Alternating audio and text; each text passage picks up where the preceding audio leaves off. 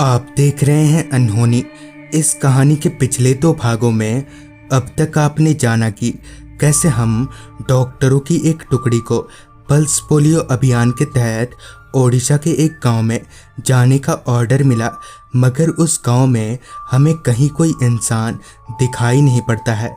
किसी को ना पाकर हम वहां से निकलने ही वाले होते हैं कि तभी मनोज की सलाह मानकर रात भर के लिए हम वहीं के एक घर में पनाह ले लेते हैं। फिर ठीक आधी रात को बहुत से लोगों की आवाज़ से मेरी आंख खुल जाती है। जब मैं दरवाजे से बाहर देखता हूँ तो मुझे बहुत से लोग दिखते हैं। तभी मुझे पीछे से किसी बच्चे की आवाज़ आती है। जब मैं पीछे पलटकर देखता हूँ तो मेरे पीछे 7-8 साल का एक बच्चा था। मैंने अपने साथियों को उठाया और पूरी बात बताई तो बाहर का नज़ारा देखकर वो भी दंग रह गए। गांव वालों की अजीब हरकतों को देखकर हम काफ़ी डर जाते हैं और फिर वहां से भागने लगते हैं। भागते भागते हम उस मंदिर में पहुंचते हैं जहां मुझे वही बच्चा दिखता है जो मुझे पहली बार उस घर में दिखा था। अगर आपने इस कहानी के पिछले भागों को अब तक नहीं देखा है तो देख लें। वीडियोस के लिंक आपको नीचे डिस्क्रिप्शन बॉक्स में मिल जाएगी। मंदिर के पीछे उस बच्चे को देखकर मैं एकदम से चौंक गया। मुझे समझ नहीं आ रहा था कि आखिर ये बच्चा हमारे पीछे पीछे क्यों आ रहा है। डरते डरते मैंने उस बच्चे से बात करने की कोशिश की। क्या बात है बेटा, आप हमारा पीछा क्यों कर रहे हैं? जिस पर उस बच्चे ने कहा, हमारी तरह तुम लोग भी मारे जाओगे। उस बच्चे की ये बात मुझे काफ़ी अजीब लगी। फिर मैंने पूछा, पर क्यों, हम क्यों मारे जाएंगे? और तुम लोग कैसे मारे गए थे?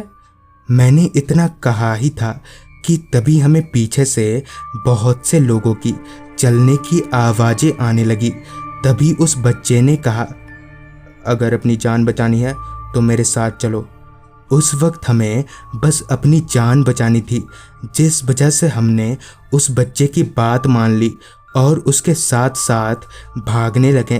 कुछ देर ऐसे ही भागने के बाद वो बच्चा हमें एक घर में ले गया और हमें किसी भी कीमत पर घर से बाहर ना निकलने की हिदायत दी और साथ ही ये भी बताया कि उन गांव वालों की आत्मा इस घर में नहीं आएगी। और सच में ऐसा ही हुआ। वो लोग घर के बाहर तो थे मगर घर की दहलीज पर पैर तलक नहीं रख पा रहे थे। हमें कुछ भी समझ नहीं आ रहा था कि आखिर ये सब क्या हो रहा है।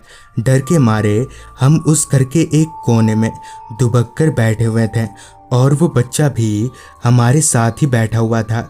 तभी मैंने उस बच्चे से पूछा कि ये लोग घर के भीतर क्यों नहीं आ पा रहे हैं, जिस पर उस बच्चे ने कहा, क्योंकि ये घर मेरा है। फिर आगे उस बच्चे ने बताया, दरअसल आज से कुछ साल पहले इस गांव में एक तांत्रिक आया था। पहले तो वो तांत्रिक काफ़ी नेक इंसान लग रहा था, मगर फिर एक दिन उसने गांव वालों को बहला फुसलाकर हमें गांव से बाहर निकलवा दिया और काला जादू करने लगा। और काला जादू करने का इल्ज़ाम मेरे पिताजी पर डाल दिया, जो कि उस मंदिर के पुजारी थे, और गांव वालों के हाथों ही हमारे पूरे परिवार को मरवा दिया और हमारी लाशों को इसी घर के नीचे दफना दिया। फिर धीरे धीरे उस तांत्रिक ने अपने काले जादू से सभी गांव वालों को मौत के घाट उतार दिया और उनकी आत्माओं को ढेर सारे पुतलों में भरकर कैद कर दिया और उसी मंदिर के एक पेड़ पर लटका दिया और उस मंदिर से भगवान की मूर्ति हटाकर शैतान की मूर्ति स्थापित कर दी। फिर मैंने उस बच्चे से पूछा, तो फिर यहाँ से बाहर निकलने का रास्ता क्या है? जिस पर उस बच्चे ने कहा, यहाँ से बाहर निकलने का एक ही रास्ता है। तो दोस्तों, आज की इस वीडियो में बस यहाँ तक ही।